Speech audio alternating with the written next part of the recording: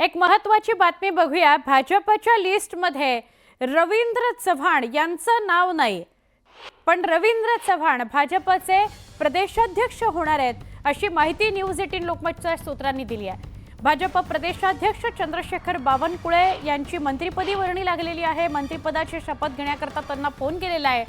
त्यामुळे रवींद्र चव्हाणांकडे आता भाजपची नवी आणि मोठी जबाबदारी दिली जाणार आहे। रवींद्र चव्हाणांकडे भाजप प्रदेशाध्यक्ष पदाची जबाबदारी देण्यात येणार आहे असं विश्वसनीय सूत्रांकडून न्यूज 18 लोकमतला कळतंय।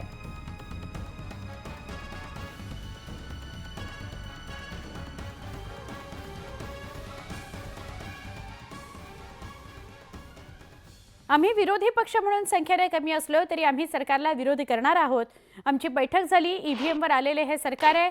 मार्कडवाडी आणि इतर गावांमध्ये ईव्हीएमवर विरोध करणारी गावातील लोक ज्यांना अटक केली जाते आहे, हे अटक करणारं सरकार आहे। सरपंचाची दिवसाढवळ्या हत्या करणारे हे सरकार आहे। या खुनी सरकारनं आम्हाला चहापानाचं निमंत्रण दिलंय।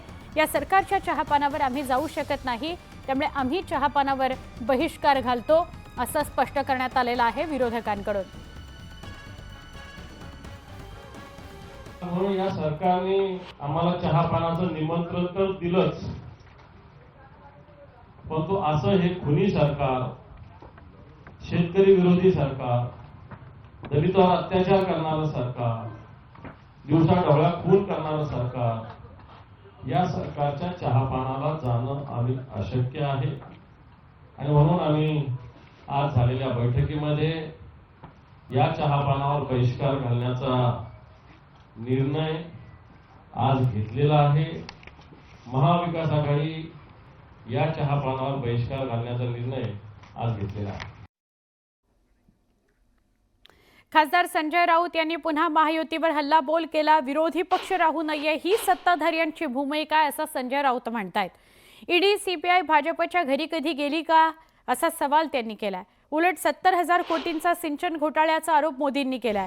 त्याच अजित पवारांना उपमुख्यमंत्री पदाची शपथ दिली जाते, हे कोणत्या संविधानात लिहिलंय असा सवाल संजय राऊतांनी केला।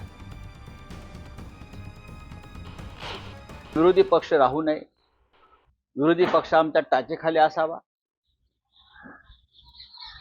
सेंट्रल एजन्सी तपास यंत्रणांचा गैरवापर करून विरोधी पक्षांच्या मागे चौकशीचा ससेमिरा लावावा, त्यांना तुरुंगात टाकावं। विद्यमान मुख्यमंत्र्यांना तुरुंगात टाकणं हे कोणत्या संविधानाच्या कलमात लिहिलंय का? भारतीय जनता पक्षाचे सगळे लोक काय दूध के धुले आहेत का? ईडी सीबीआय दाखवावं कधी भाजपच्या घरी गेली आहे हा? उलट ज्यांच्या घरी गेली होती आमच्याकडे असताना जे लोक, त्या मोदींच्या मांडीवर बसलेत आणि मोदी त्यांना दूध पाजतायत।